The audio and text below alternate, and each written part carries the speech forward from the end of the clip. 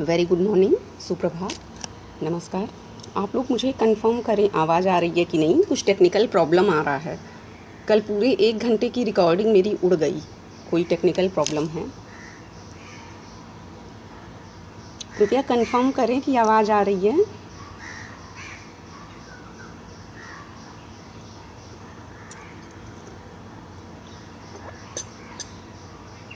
हम भारतीय काव्य शास्त्र के विहंगावलोकन हेतु यहाँ प्रवृत्त हैं।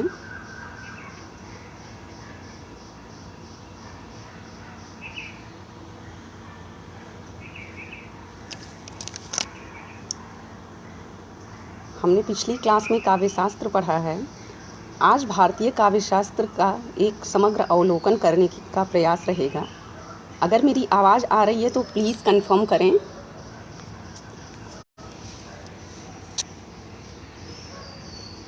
ओके, थैंक यू, धन्यवाद। तो मैं आज जब भारतीय काव्य शास्त्र का एक विहंगावलोकन करूँगी, तो पहले तो हम विहंगावलोकन शब्द समझ लें। विहंगावलोकन, विहंग मतलब पक्षी, और विहंग पक्षी जब उड़ता है आकाश में तो वह उतना देखने की कोशिश करता है जितना वह देख सकता है। तो आज हम भारतीय काव्य शास्त्र में क्या है वह इतना देखने की कोशिश करेंगे जितना हम देख सकते हैं।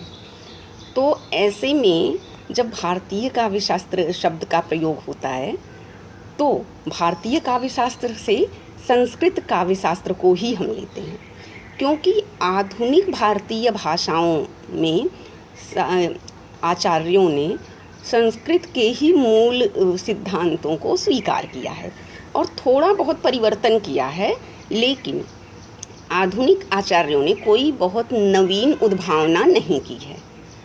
ऐसे में भारतीय काव्य शास्त्र का मतलब संस्कृत काव्य शास्त्र।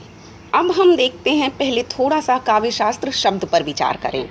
काव्य शास्त्र शब्द आधुनिक प्रचलित है, लेकिन यह शब्द बहुत पुराना है। तो अगर इसका प्रचलन आधुनिक है तो पहले काव्य शास्त्र के लिए क्या प्रयोग होता था, इसमें हम थोड़ा सा ऐतिहासिक विश्लेषण करेंगे। ऐतिहासिक विश्लेषण जब हम देखते हैं और हम जब एक विषय को उच्च शिक्षा में पढ़ रहे होते हैं तो हम साथ ही विविध विषयों को लेकर चलते हैं। जैसे जैसे जैसे हम बड़े होते हैं, पहले 8वीं तक 10वीं तक सारे विषय पढ़ना पड़ता है, और जैसे जैसे बड़े होते हैं तो हमारे विषय संकुचित होते जाते हैं और एमए के स्तर पर केवल एक विषय बचता है, क्योंकि एक विषय की गहनता में समग्र विषय कैसे अंतर्विष्ट हैं ये हमें स्वतः समझना होता है। तो जब हम काव्य शास्त्र की बात करेंगे तो बीच बीच में व्याकरणिक दृष्टि से दार्शनिक तत्व, समाजशास्त्रीय तत्वों को भी लेते हुए चलेंगे, क्योंकि यहाँ एक विषय को गहन रूप से अवबोधन करना अपेक्षित है। तो ये बात। अब देखते हैं वाल्मीकि रामायण में काव्य शास्त्र जो विद्या है उसके लिए जो शब्द प्रयुक्त था वह है क्रियाकल्प। वात्स्यायन ने कामसूत्र में 64 कलाओं के अंतर्गत एक कला गिनाई है, काव्य क्रियाकल्प। वात्स्यायन ने कामसूत्र में बहुत सारी कलाओं को और बहुत सारे बिंदुओं को बहुत सुव्यवस्थित ढंग से किया है। पता नहीं लोग क्यों पढ़ते नहीं, मैंने पढ़ा। और उसमें काव्य शास्त्र के लिए प्रयुक्त शब्द काव्य क्रियाकल्प है। तो काव्य क्रियाकल्प वात्स्यायन, अभी आ रही है श्वेता का आवाज़ आ रही है? ये कोई टेक्निकल प्रॉब्लम शायद मोबाइल में आ रही है। कल पूरे 1 घंटे का लेक्चर उड़ गया। आवाज़ आ रही है?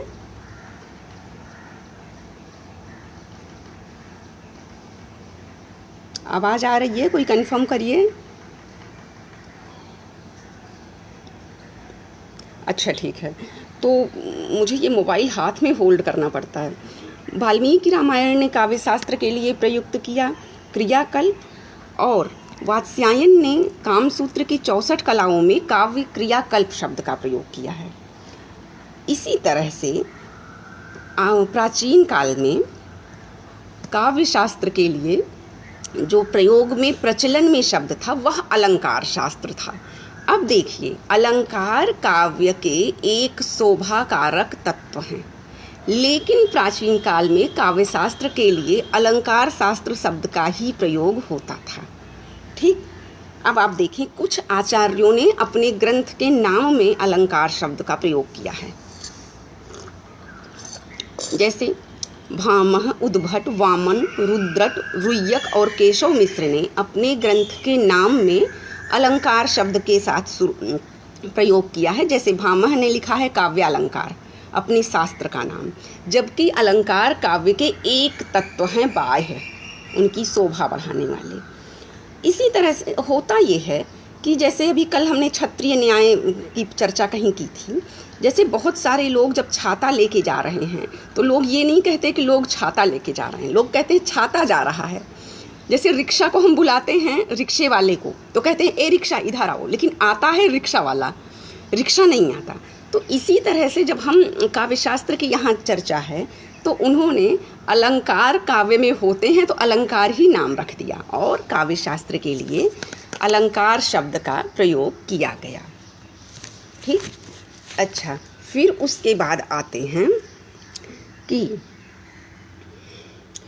जो है राजशेखर ने अपने काव्य मीमांसा में काव्य शास्त्र को साहित्य विद्या कहा, यह साहित्य की विद्या है, और भोजराज ने काव्य शास्त्र नाम दिया।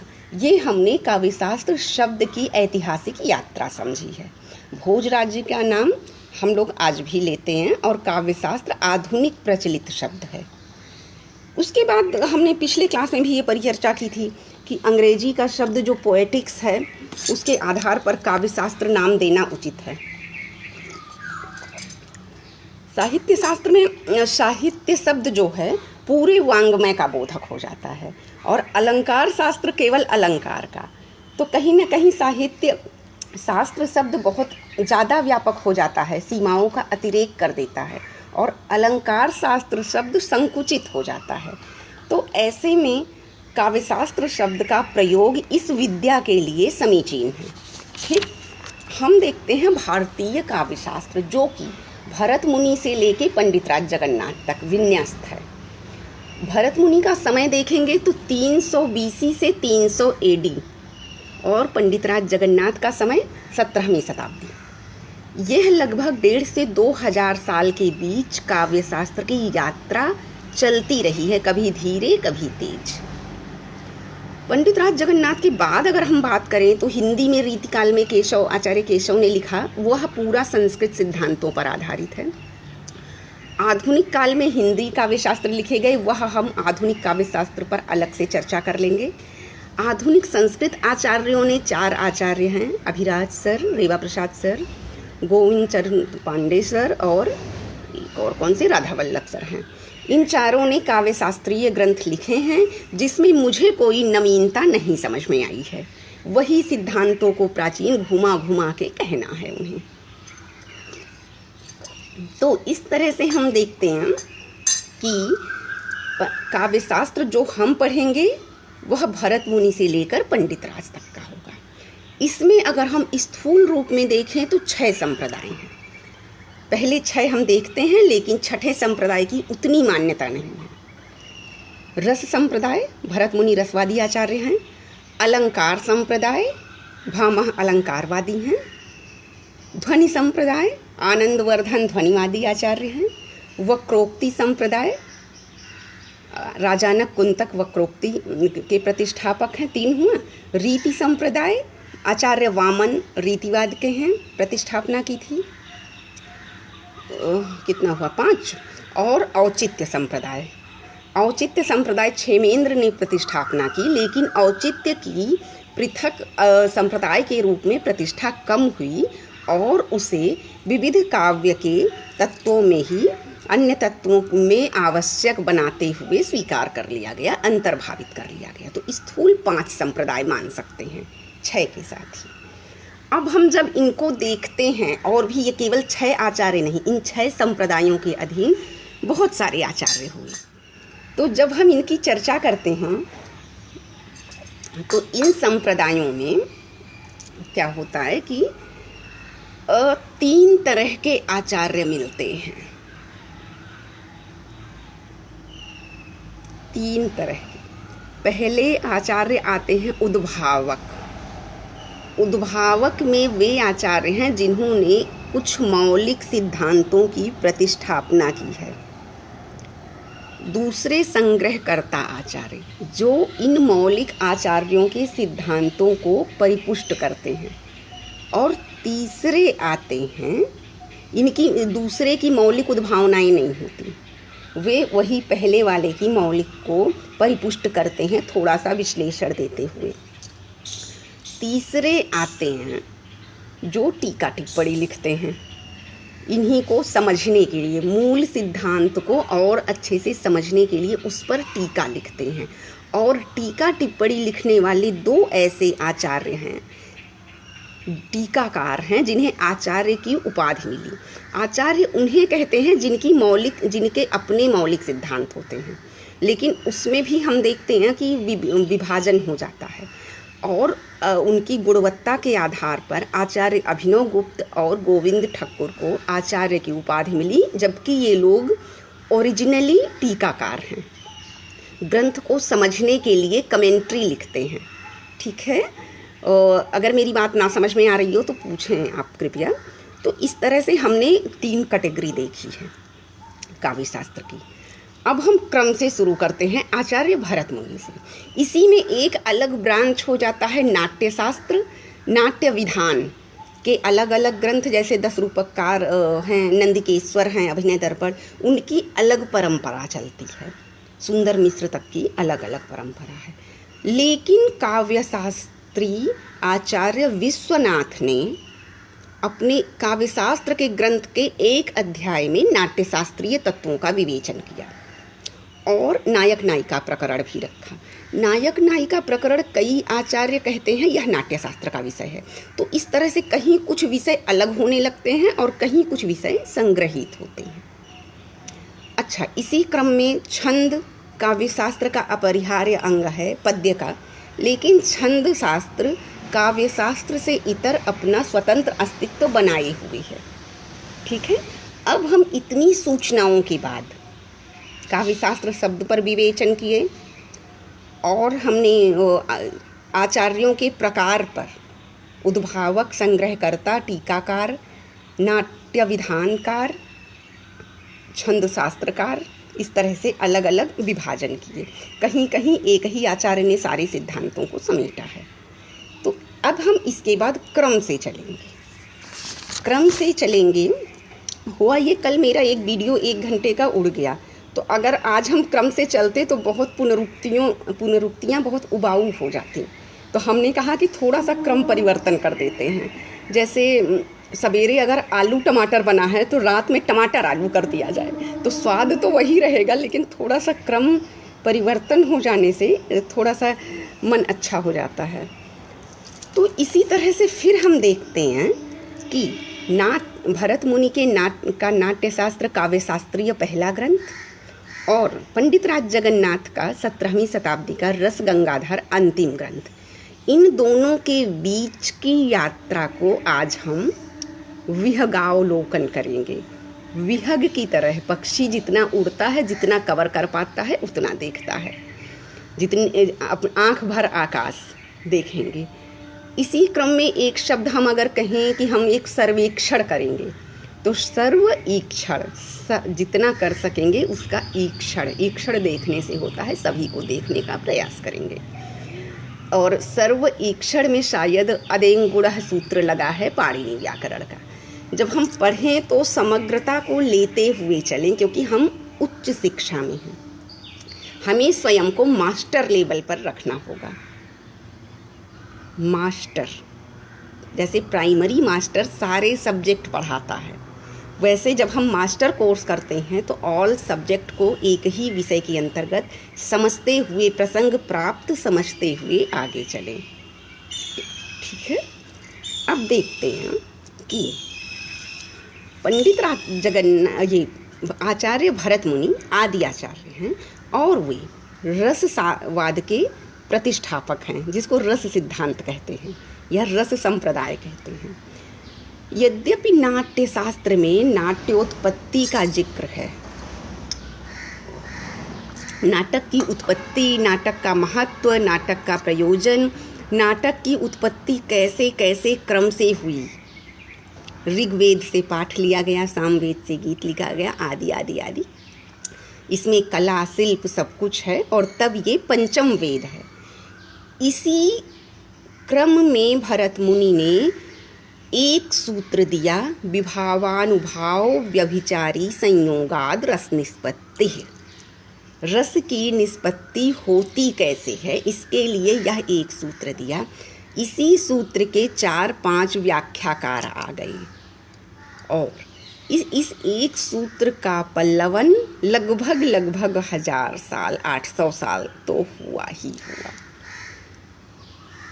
कहते हैं ना, सूत्र शैली, सिर्फ एक वाक्य ऐसा बोलो जो दूर तक आवृत कर ले। तो यहाँ ज्ञान का एक ऐसा वाक्य है, रस की निष्पत्ति कैसे होती है। भरत मुनि का रस सूत्र, और वे रसवादी आचार्य माने गए, रस सिद्धांत के समर्थक, प्रतिष्ठापक और पोषक। तो ये भरत मुनि हो गए, जिनका समय 3वीं शताब्दी BC से 3वीं शताब्दी AD के बीच, लगभग 600 सालों के बीच दोलायमान है। अब हम आते हैं दूसरा अलंकार संप्रदाय। अलंकार संप्रदाय के 3 आचार्य हुए। एक आचार्य भामह, दंडी और उद्भट, 3 प्रमुख आचार्य। भामह अलंकार संप्रदाय की नींव डालते हैं, नवीन उद्भावना करते हैं। काव्य में अलंकार ही काव्य की आत्मा है, इस रूप में वे सिद्धांत रखते हैं, और दंडी और उद्भट उनके सिद्धांतों को पोषण देते हैं, परिपुष्ट करते हैं, दृढ़ता देते हैं। अब आचार्य भामह संभवतः 6वीं-7वीं शताब्दी के बीच के हैं। 6वीं-7वीं शताब्दी के बीच में आचार्य भामह लिखते हैं काव्यालंकार नाम का ग्रंथ। काव्यालंकार उनके ग्रंथ का नाम है। उनके सिद्धांत हम बाद में अलग अलग पढ़ेंगे, अभी सिर्फ सूचनाएं, सर्वेक्षण। तो और दंडी, इसने जो है आचार्य भामह ने सिद्धांत की प्रतिष्ठापना की, संप्रदाय की नींव रखी।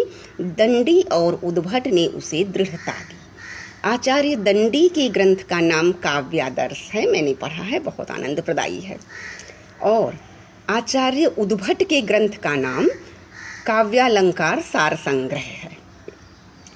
अब देखिए, यहाँ आचार्य भामह उद्भावक हैं, आचार्य दंडी और उद्भट संग्रहकर्ता आचार्य हैं।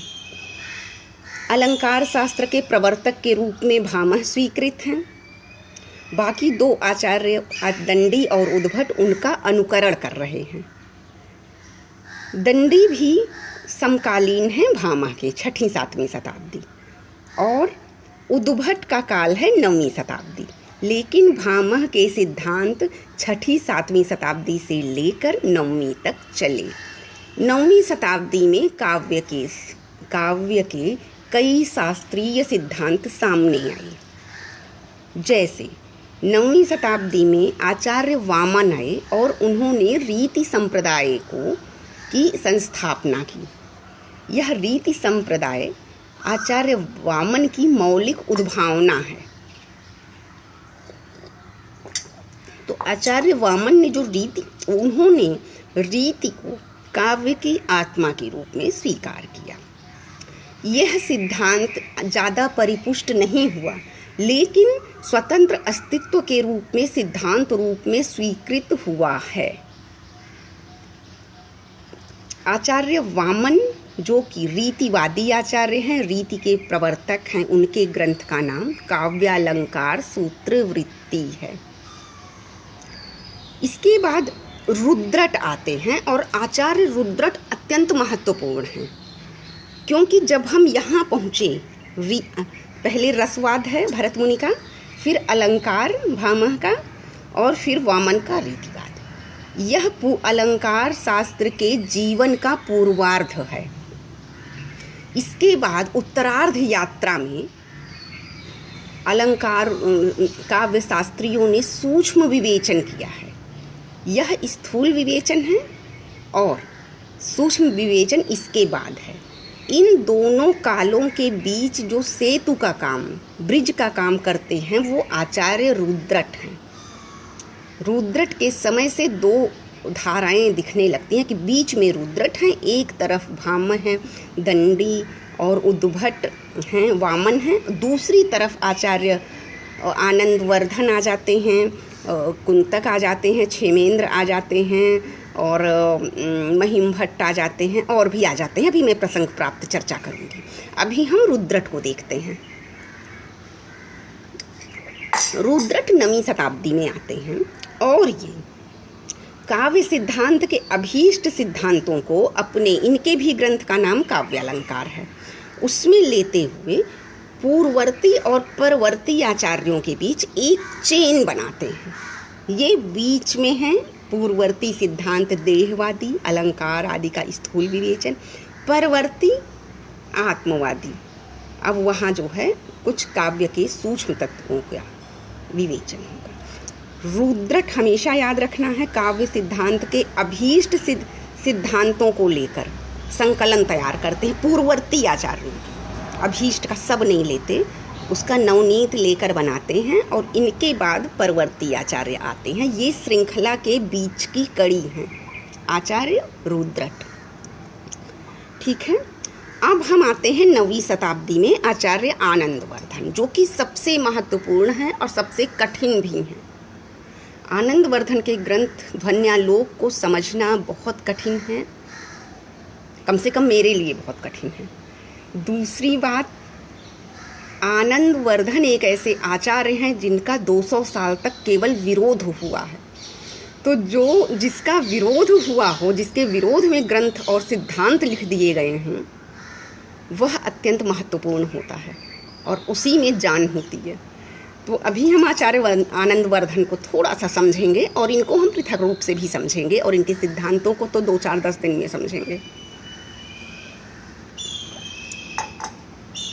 यहाँ से आचार्य आनंदवर्धन ने काव्य के आंतरिक तत्व का विवेचन किया, ध्वनिवाद की प्रतिष्ठापना की कि काव्य के सभी शोभादायक क्रम ध्वनित होते हैं और काव्य के मूल में, आत्मा में ध्वनि ही है। इवन रसवाद को भी, रसवाद को ध्वनि का एक अंग समाहित किया, रसध्वनि। तो इस तरह से आचार्य आनंदवर्धन का भारत से मेल मिलाप हो गया और बाकी से अलगाव हो गया, क्योंकि बाकी को उन्होंने काव्य के पोषक अवयव माना, काव्य की आत्मा को ध्वनि माना। ठीक है, अलंकार बाह्य तत्व हैं, शोभा बढ़ाने वाले, काव्य को चमत्कृत करने वाले, आनंद देने वाला सिर्फ और सिर्फ ध्वनि है। अब देखते हैं कि आचार्य आनंदवर्धन का विरोध कैसे कैसे होता है, थोड़ा सा और समझें। यहाँ से काव्य शास्त्र को एक नई दिशा मिलती है कि अब काव्य की आत्मा और सूक्ष्मता पर हम बात करते हैं, क्योंकि रीतिवादी आचार्य वामन ने भी स्थूल रीति पर बात की। अलंकार तो स्थूल अवयव बाहर के हैं ही, आत्मा नहीं है। रस अगर आत्मा है, क्योंकि काव्य का अर्थ ही रसात्मक और उद्देश्य ही रस सिक्त कर देना है, तो रस को इन्होंने ध्वनि के एक अंग के रूप में स्वीकार कर लिया है। अब इस तरह से हम आनंदवर्धन का विरोध देखते हैं कि इन्होंने रस सिद्धांत, अलंकार सिद्धांत और रीति सिद्धांत, जो इनके पूर्व हैं और इनके बाद के 2 सिद्धांत हैं, वे सब बाह्य परक हैं। केवल और केवल रस सिद्धांत आंतरिक है और उसको इन्होंने रस ध्वनि में स्थान दे दिया। बाकी अब तक के सभी सिद्धांत बाह्य हैं और इन्होंने सारे सिद्धांतों को, अलंकार को अपनी जगह दी, रीति को अपनी जगह दी। काव्य के चारों ओर रीति का कहाँ स्थान है, अलंकार का कहाँ स्थान है, वक्रोक्तियाँ किस स्तर तक महत्वपूर्ण हैं। तो इस तरह से एक और कोई सिद्धांत छूट रहा है और रस को ध्वनि का एक भेद मानकर ध्वनि को काव्य के केंद्र में रखा, मूल में रखा। इस तरह से इन्होंने सबको यथास्थान जगह दी है आनंदवर्धन ने, लेकिन हर सिद्धांत वाले को अपनी जगह स्वीकार्य नहीं होती और वह विरोध करने लगता है। तो जो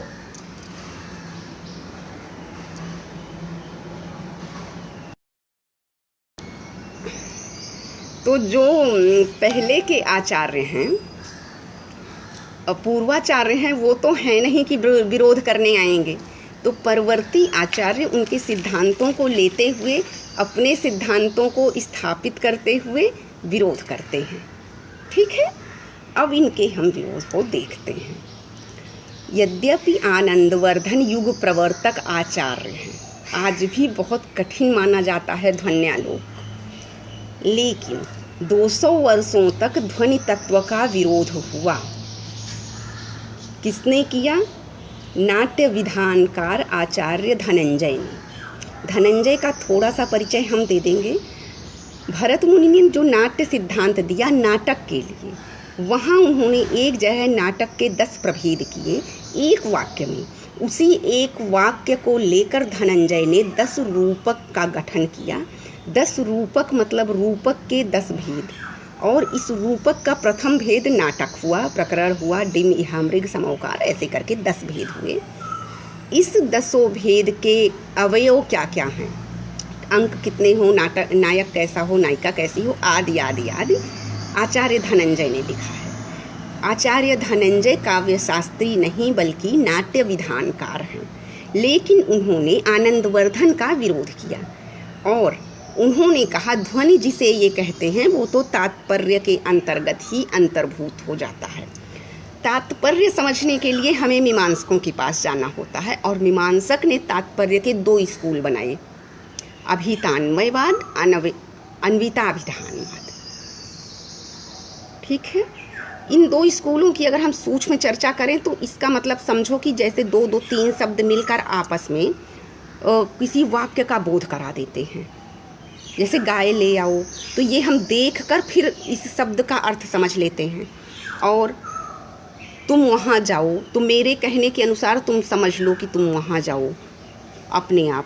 तो इस तरह से समझते कैसे हैं, ये तात्पर्यासक्ति काम करती है मीमांसक के अनुसार। वो बाद में होगा, अभी बस ये समझिए कि तात्पर्यावृत्ति आपकी समझ को बारीकी से आगे बढ़ाती है। जैसे हम शास्त्र का उदाहरण दें, जैसे हम कहीं कि सामने मेथौरी फैलाई है, अचार फैलाया है, देखना कौवा न जूठा कर दे। तो इसका मतलब केवल कौवा से बचाना नहीं होता, हर उस जानवर से बचाना होता है जो अचार को नुकसान पहुंचाए, बिल्ली ना गिरा दे या कोई कबूतर ना ले जाए। मतलब सारे अचार को नुकसान पहुंचाने वाले सारे तत्व आ जाते हैं एक कौवा शब्द में। तो ये हम देखते हैं, ये तात्पर्य है। तो धनंजय ने कहा कि तात्पर्य से ही तो ध्वनि का बोध हो जाएगा। तात्पर्य से जैसे हम समझ लेते हैं दूर तक, तात्पर्यासक्ति से जैसे बोलते हैं ना, इसका तात्पर्य ये है, तो तात्पर्य से हमारी समझ विस्तृत होती है। तो आचार्य धनंजय ने कहा कि जब तात्पर्यावृत्ति से हमारी समझ विकसित होती है तो ध्वनि तो तात्पर्य में ही आ जाएगा। ध्वनि तत्व को हम अलग से क्यों माने? इस तरह से आचार्य धनंजय ने विरोध किया। उसके बाद आचार्य कुंतक आते हैं। आचार्य कुंतक के बारे में थोड़ा सा ये जानिए कि यह उद्भावक आचार्य हैं। वक्रोक्ति सिद्धांत की इन्होंने स्थापना की है, और वक्रोक्ति का मतलब कहा वक्रोक्ति वैदग्ध्य भंगी भड़िति है, और यही काव्य की आत्मा है।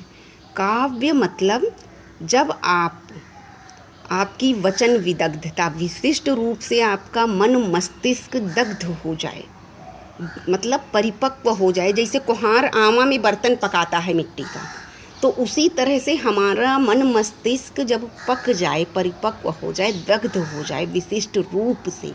विशिष्ट रूप जब देखेंगे तो ज्ञान, अभ्यास, गुरु उपदेश सब आ जाएगा। उसके बाद जो हमारी काव्यात्मक अभिव्यक्ति है वह वक्रोक्ति होगी। वो हमारी अभिव्यक्ति में एक चमत्कार होगा जब हम विशिष्ट रूप से दग्ध होंगे। तो वह काव्य की आत्मा है, वह वक्रोक्ति है और वही काव्य की आत्मा है। कुछ भी लिख देना, कह देना कविता नहीं है। ये आचार्य कुंतक ने कहा और आनंदवर्धन के ध्वनि सिद्धांत का विरोध कर दिया कि उनका ध्वनि तो हमारी वक्रोक्ति में ही समाहित हो जाता है, जो विशिष्ट रूप से दग्ध भंगी भरी थी। तो इस तरह से बात आई। लेकिन यद्यपि आचार्य कुंतक का सिद्धांत वक्रोक्ति संप्रदाय के रूप में प्रतिष्ठित हुआ है, बहुत कठिन है इनका ग्रंथ वक्रोक्ति जीवितम, मैंने पढ़ा है, उन्मेष में विभाजित है, बहुत कठिन है। वक्रता के इन्होंने 8 भेद और उसके अनेक प्रभेद किए हैं। तो यह स्वतंत्र रूप से तो संप्रदाय है, लेकिन ध्वनि का विरोध करने में वक्रोक्ति संप्रदाय राजानक कुंतक समर्थ नहीं है। ध्वनि ने अपने अस्तित्व को और प्रतिष्ठापित किया इन सब के विरोध के होने पर। अब हम देखते हैं एक आचार्य आते हैं महिम भट्ट। महिम भट्ट ने ग्रंथ लिखा व्यक्ति विवेक और उसमें अनुमान में ध्वनि को समाहित कर लिया। जैसे हम अनुमान से जो हमारे सामने नहीं है उसको जान लेते हैं, हमें थोड़ा बहुत पहले ज्ञान है, अपने वर्तमान ज्ञान के आधार पर अप्रत्यक्ष का ज्ञान जो परोक्ष है, जो दिख नहीं रहा है, काव्य का ध्वनि तत्व जो दिख ही नहीं रहा है, उसे हम अनुमान के सहारे जान लेंगे। तो इस तरह से महिम भट्ट कहते हैं कि हमको अनुमान में ही ध्वनि को स्वीकार लेना चाहिए, अलग से ध्वनि तत्व की आवश्यकता नहीं है। ये कहकर महिम भट्ट ने ध्वनिवाद का विरोध किया है। तो 200 साल तक आनंदवर्धन के सिद्धांत का विरोध होता रहा। हम लोग 2-4 मिनट विरोध नहीं बर्दाश्त करते हैं, थोड़ा सा देखिएगा। मेरी चाय ठंडी हो गई। अब हम आगे बढ़ते हैं। इसके बाद अतिरिक्त ध्वनि को किसी ने शब्द शक्ति अभिधा में अंतर्भावित करने का प्रयास किया और कहीं लक्षणा में। शब्द शक्तियों पर हम पृथक भी चलेंगे, अभी सिर्फ सूचना मात्र आप लेते रहें, क्योंकि इन्हीं सूचनाओं का विस्तार आगे के चैप्टर्स में होगा जब हम अध्यापन करेंगे। तो शब्द शक्तियों में ध्वनि को समाहित करने का प्रयास किया गया, लेकिन उद्देश्य हुआ कि शब्द शक्तियों के माध्यम से हम ध्वनि तक पहुँचेंगे, ध्वनि ही मूल में है। तो इस तरह से ध्वनि का विरोध होता रहा, खंडन होता रहा और उसके जवाब भी तैयार होते गए। 9वीं शताब्दी के आनंदवर्धन, उसके बाद के विरोध 11वीं शताब्दी में आचार्य मम्मट आते हैं। आचार्य मम्मट लिखते हैं काव्य प्रकाश। आनंदवर्धन ने लिखा ध्वन्यालोक, ध्वनि का आलोक, और ध्वनि का खूब विरोध हुआ, कोई ध्वनि तक पहुंच ही नहीं पाया, इतना आंतरिक और अमूर्त तत्व है ध्वनि। तो आचार्य मम्मट ने काव्य को प्रकाशित करने के लिए ग्रंथ लिखा काव्य प्रकाश, और उसने उसी ध्वनिवाद की ऐसा परिपुष्ट समर्थन परिपोषण किया, इतनी दृढ़ता दी कि उसके बाद ध्वनि का विरोध नहीं हो सका है। अब हम देखते हैं आचार्य मम्मट ने क्या किया। आचार्य मम्मट ने ध्वनि विरोधियों का खंडन किया, केवल गाल बजा के नहीं, 10 उल्लास में काव्य प्रकाश लिखकर ध्वनि विरोधियों का खंडन किया और ध्वनि सिद्धांत की पुनर्स्थापना, पुनर्प्रतिष्ठापना की है। ध्वनि के प्रभेद किए, ध्वनि तत्व को खूब विश्लेषित किया, व्यंजनाओं को विस्तार दिया है, बहुत कुछ किया है। इवन जो है प्रायसो अर्थानाम लिखकर बताए कि अभिधार्थ काव्य की भी व्यंजना होती है। वो हम मम्मट को अलग से पढ़ेंगे, मम्मट से हमारा खास रिश्ता है। इसके बाद आचार्य आते हैं विश्वनाथ। विश्वनाथ आते हैं मम्मट का विरोध करने के लिए। आचार्य मम्मट ने लिखा काव्य प्रकाश। आप लोग शब्दों पर ध्यान दें, काव्य को प्रकाशित करने वाला काव्य प्रकाश। आचार्य विश्वनाथ ने लिख दिया साहित्य दर्पण। उनके प्रकाश को मेरे साहित्य का दर्पण परावर्तित कर देगा। यह विरोध होता था, दुश्मनी ऐसे निकाली जाती थी। आचार्य विश्वनाथ ने अपने लक्षण ग्रंथ साहित्य दर्पण में जो है काव्य शास्त्रीय तत्वों का भी विवेचन किया, साथ ही नायक नायिका भेद प्रकरण भी रखा, दक्षिणादि नायक का भेद यहाँ है। और यहाँ जो नायक का भेद है वो धीरोदात्त धीरोद्धत नाटक के नायकों से अलग है, और नाटकीय विधान का भी षष्ठम परिच्छेद में पूरी तरह से जिक्र किया, परिचर्चा की। इस तरह से साहित्य दर्पण एक तरफ आचार्य मम्मट के काव्य प्रकाश का विरोध कर रहा है, एक एक शब्द का विरोध किया है। काव्य लक्षण में आचार्य मम्मट ने लिखा तद अदोषौ शब्दार्थौ सगुणौ अनलंकृति पुनः क्वापि। इस एक एक शब्द का आचार्य विश्वनाथ ने विरोध किया है। एक पक्ष है ये। दूसरी तरफ साहित्य दर्पण ने समग्रता को समायोजित किया, नाट्य विधान भी, नायक नायिका भेद प्रकरण भी, बहुत कुछ लिया है। ये आचार्य होते थे। आचार्य खाली एमए करके आचार्य की डिग्री नहीं मिलती किसी पारंपरिक संस्थान से, ठीक है। आचार्य होना मतलब समझना होगा हमें। तो इस तरह से साहित्य, लेकिन इन्होंने आचार्य विश्वनाथ ने मम्मट का विरोध तो किया उनके शब्दों का, लेकिन उनके तत्वों का नहीं किया। जिस आचार्य विश्वनाथ भी रसवादी आचार्य हैं, और रस को ध्वनि का एक भेद माना गया है, रसध्वनि। तो इस तरह से विरोध मम्मट का किया है, ध्वनि का नहीं। आचार्य विश्वनाथ ने मम्मट का विरोध किया है, ध्वनि का नहीं। उन्होंने रस को स्वीकारा, और रसध्वनि ध्वनि का एक प्रभेद है। तो इस तरह से यह भी सपोर्ट में आ जाते हैं। इसके बाद 17वीं शताब्दी के आचार्य पंडित राज जगन्नाथ आते हैं। पंडित राज ने लिखा वाक्यम रसात्मकम काव्यम। वो ऑलरेडी ध्वनिवादी ही हैं, विरोध का प्रश्न ही नहीं उठता। लेकिन पंडित राज की जो शैली है प्रस्तुतिकरण की, बहुत कठिन है, बहुत ही ज़्यादा कठिन है। उसमें आनंद में चैप्टर विभाजित हैं, रस गंगाधर में, और बहुत क्लिष्ट हैं, हालत ख़राब हो जाती है समझने में। तो इस प्रकार हम देखते हैं भामह से लेके जगन्नाथ तक काव्य शास्त्रीय ग्रंथों की निर्माण यात्रा चली है।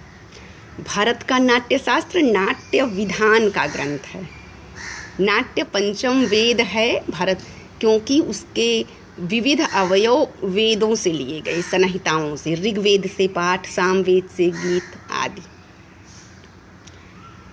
अब हम जब साहित्य की बात करेंगे तो साहित्य को भी अलग से पंचम वेद माना गया है। पंचम वेद का कॉन्सेप्ट बड़ा व्यापक है। जब साहित्य को पंचम वेद मानते हैं तो वहाँ आचार्य मम्मट के एक वाक्य को लेते हैं, कांता सम्मित उपदेश युजे।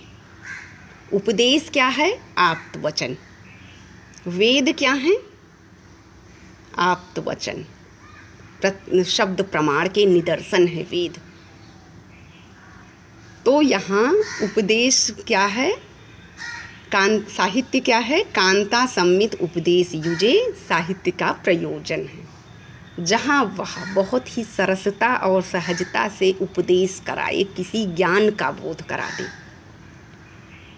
तो इस तरह से साहित्य भी पंचम वेद आ जाता है। नाटक पंचम वेद आया क्योंकि उसके चारों संहिताओं से नाटक के अवयव लेकर उनका नाट्यवेद का गठन हुआ। ब्रह्मा ने नाट्यवेद को गढ़ा। साहित्य क्यों है पंचम वेद? क्योंकि यह कांता सम्मित उपदेश युजे की अगर आप व्याख्या कर लेंगे बहुत व्यापक रूप से तो जवाब मिल जाएगा। अब हम देखते हैं कि नाट्य विधान के अलग अलग बहुत सारे ग्रंथ बने। भरत मुनि के बाद वो रसवादी आचार्य हैं। साहित्य शास्त्र में भी उनके सिद्धांतों का, प्रयोजन का जिक्र होता है।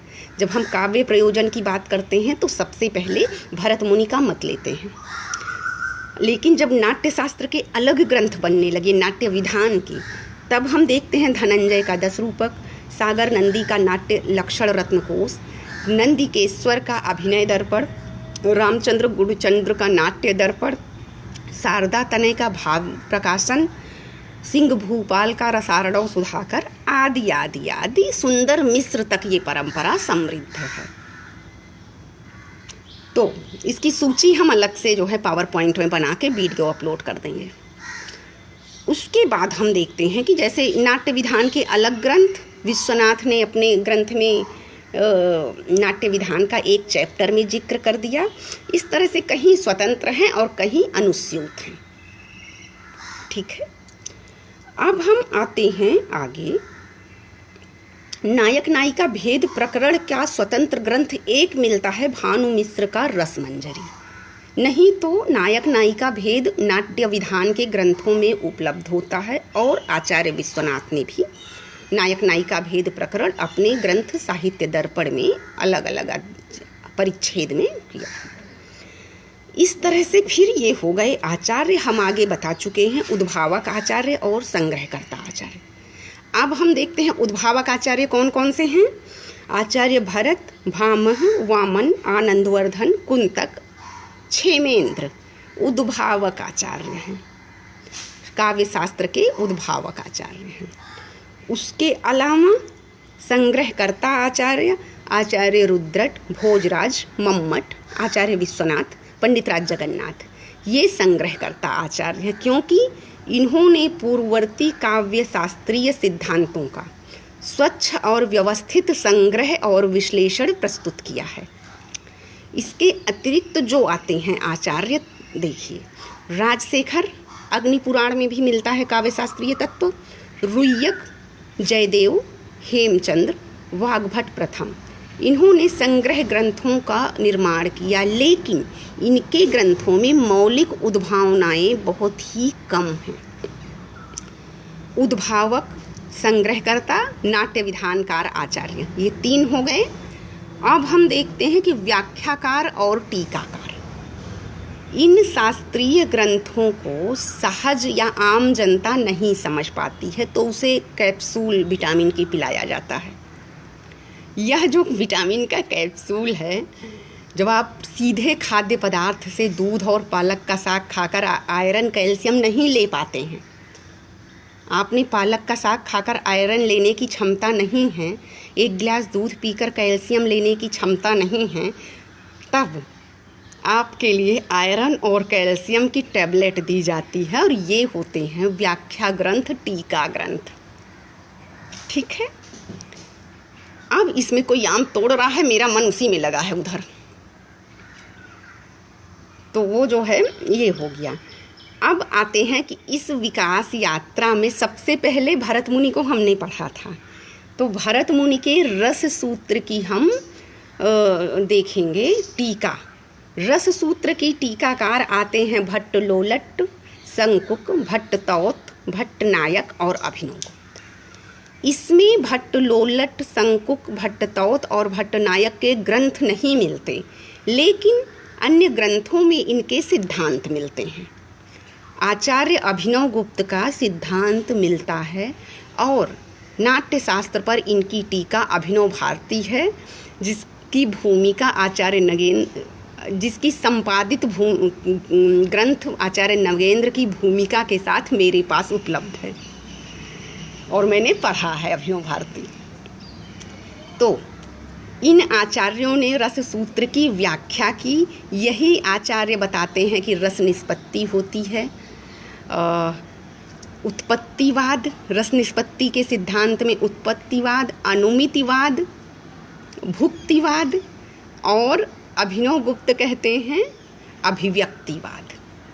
तो इस तरह से सबके वाद का खंडन करते हुए अभिनव गुप्त का रस सूत्र विषयक अभिव्यक्तिवाद प्रतिष्ठित हुआ। रस सूत्र कौन सा था? विभावानुभाव व्यभिचारी संवाद, व्यभिचारी संयोगाद रस निष्पत्ति। और इसी सूत्र की व्याख्या में इतने आचार्य हैं। इसी सूत्र की व्याख्या में 4 वाद हैं: उत्पत्तिवाद, अनुमितिवाद, भुक्तिवाद और अभिव्यक्तिवाद। 3 आरंभिक वाद का खंडन होकर अभिव्यक्तिवाद स्थापित हुआ है। ठीक है। अभिनव गुप्त ने एक टीका तो भरत मुनि के नाट्य शास्त्र पर लिखी, अभिनव भारती। दूसरी इन्होंने आनंदवर्धन के ग्रंथ ध्वन्यालोक पर लिखी लोचन टीका। आप शब्दों पर अवश्य ध्यान दें। ध्वन्यालोक, ध्वनि तत्व की प्रतिष्ठापना आनंदवर्धन ने की और उसके लिए ग्रंथ लिखा ध्वनि को आलोकित करने वाला ध्वन्यालोक। सब उस आलोक को नहीं देख पाते, सबकी पहुंच ध्वनि तत्व तक नहीं हुई, लोचन टीका लिखी, लोचन मतलब आँख, तो लोचन टीका लिखी आचार्य अभिनव गुप्त ने, और जो आपको ऐसी दृष्टि दी है जिससे आप ध्वनि के आलोक को देख सकें। ठीक है, ये हुई बात। जैसे अगर विटामिन डी लेंगे तो दूध का कैल्शियम ज़्यादा मिलेगा, आप अगर ऐसे समझें, बॉर्नवीटा दूध में मिलाएंगे तो दूध का कैल्शियम विटामिन डी के माध्यम से जाएगा।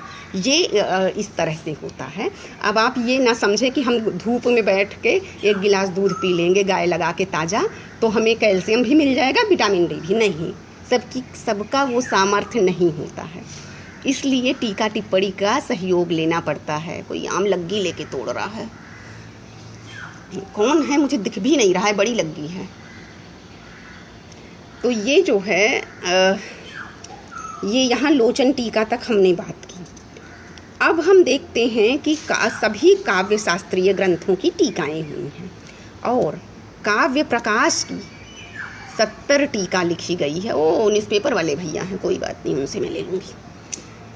तो काव्य प्रकाश की 70 टीकाएं लिखी गईं, जिसमें से गोविंद ठक्कुर की प्रदीप टीका। अब आप शब्दों पर ध्यान दें, काव्य प्रकाश, काव्य के प्रकाश को देखने के लिए गोविंद ठक्कुर की प्रदीप, प्रकृष्ट दीपक नामक टीका की जरूरत पड़ती है। ग्रंथों के सहज अवबोधन के लिए हमें टीका ग्रंथों का सहारा लेना पड़ता है और विस्तृत अवबोधन के लिए, गहन अवबोधन के लिए।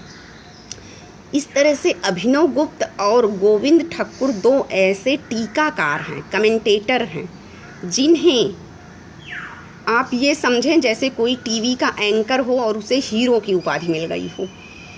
ऐसे टीकाकार हैं जिन्हें आचार्य पद से विभूषित किया गया है। तो लगभग 1.5 से 2000 साल की अवधि में काव्य, नाटक और कवि शिक्षा संबंधी सिद्धांत का लगातार, निरंतर, अनवरत, ये तीनों पर्याय शब्द हैं, सर्जन, विवेचन और समीक्षण और संकलन होता रहा। कवि शिक्षा संबंधी ग्रंथ हम अलग से पढ़ेंगे, जिसमें जो है राजशेखर का काव्य मीमांसा है। अब ये देखते हैं कि इतने शास्त्रों की हमने चर्चा की, एक बार फिर से हम देखेंगे कि इन शास्त्रों में क्या है।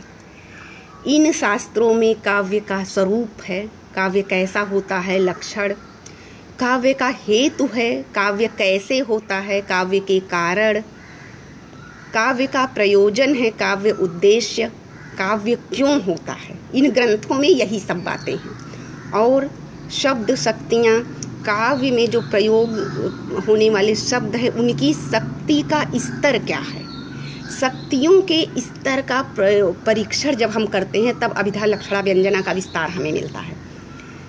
किस शब्द की शक्ति में कहाँ तक के अर्थबोध का सामर्थ्य है, इसका पूरा फिजिक्स की तरह शब्दों का सामर्थ्य होता है।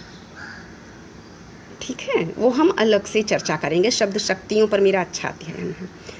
उसके बाद ध्वनि, ध्वनि जो मूल में है काव्य के, क्या ध्वनित हो रहा है।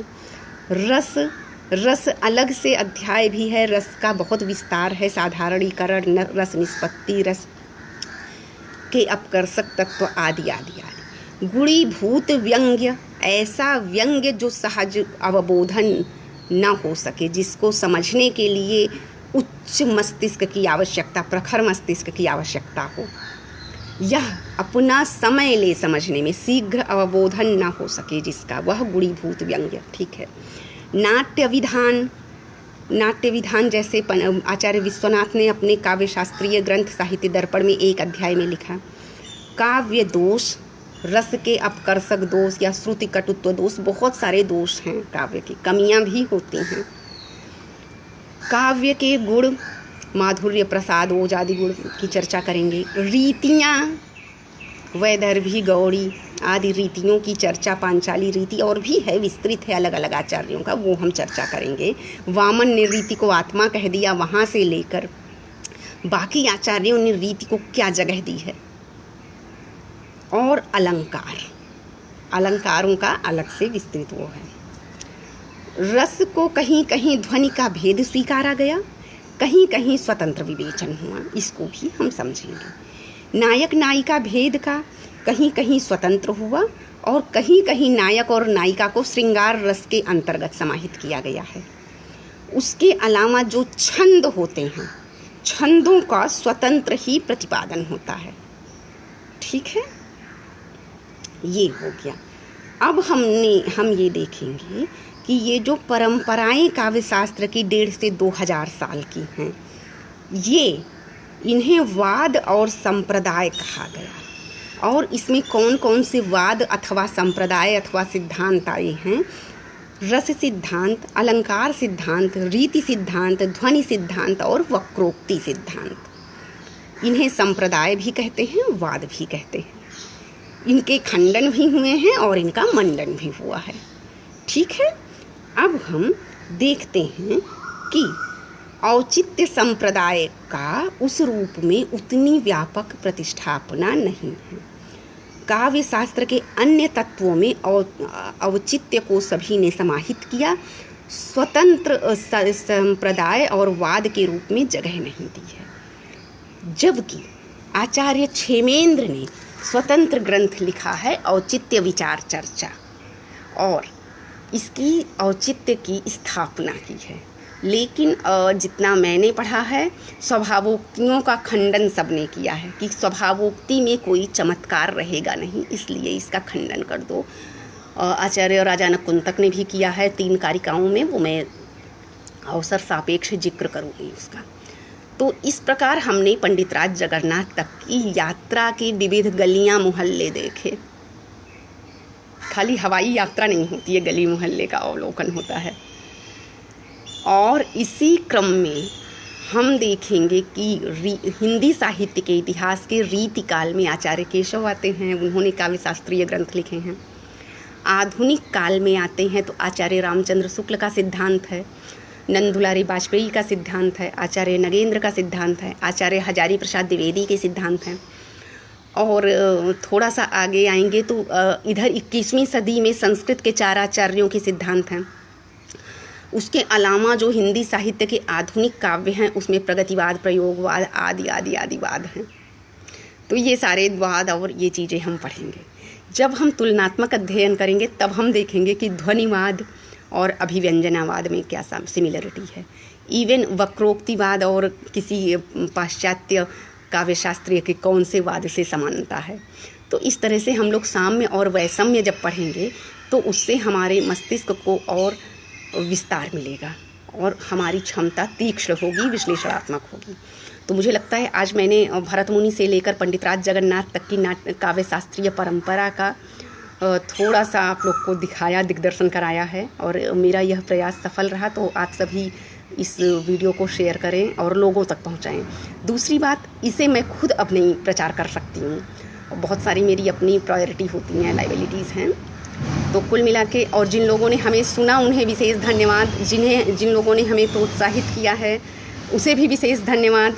और हमारे ज्ञान का सम्मान और प्रतिष्ठापना तब है जब हमें कोई पढ़ने वाला मिलता है। तो सभी को विशेष धन्यवाद, वेरी गुड मॉर्निंग एंड सबको जो है अशेष मंगल कामनाएं। कल हम पाश्चात्य काव्य शास्त्र पर एक दृष्टि डालेंगे। पाश्चात्य काव्य शास्त्र पर पहले एक दृष्टि डाल लेंगे और फिर हम काव्य शास्त्रीय तत्वों का काव्य लक्षण प्रयोजन पर चलेंगे, या फिर हम वाद को लेकर चलते हैं। पहले हम जब लक्षण प्रयोजन बेसिक एलिमेंट्स पढ़ लेंगे तो हमें बाकी चीज़ें समझना, वाद को समझना थोड़ा आसान हो जाएगा। तो अवसर सापेक्ष काव्य लक्षण प्रयोजन में हम पाश्चात्य और भारतीय दोनों सिद्धांतों को समानांतर लेकर चलेंगे, और जब वाद पढ़ेंगे तो स्वतंत्रवाद पढ़ते हुए और बाद में उनका तुलनात्मक अध्ययन करेंगे। यहाँ अध्ययन का उद्देश्य काव्य शास्त्रीय तत्वों का विश्लेषण और उसके विस्तार के लिए तुलनात्मक विश्लेषण से हम अपने मस्तिष्क को गहनता देंगे और तुलनात्मक से हम अपनी समझ को और विस्तार देंगे। तो सबको नमस्कार, धन्यवाद, take care all of you.